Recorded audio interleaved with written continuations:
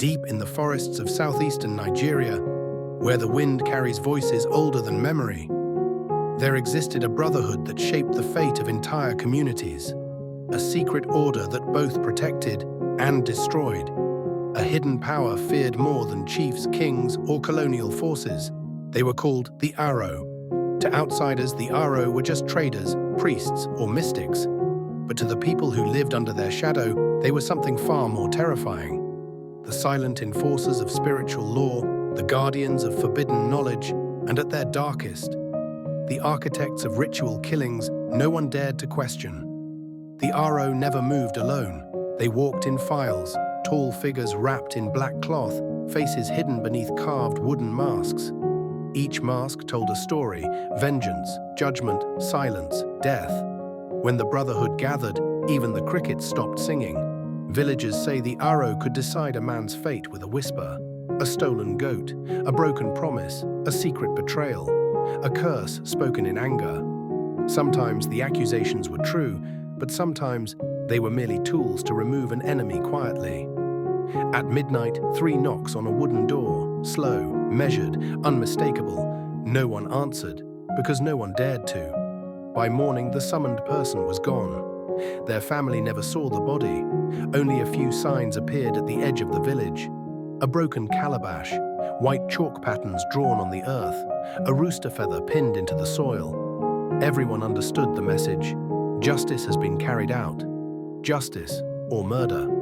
The scariest part wasn't the killings, it was the silence around them. People whispered about the Aro only inside locked rooms with lamps turned low, checking the windows twice before speaking.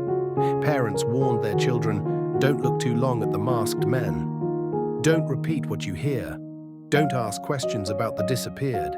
Generation after generation grew up believing one thing. The Aro see everything, and they forget nothing. There were disputes over farmland, jealousies between families, unresolved grudges whispered into the ears of powerful men.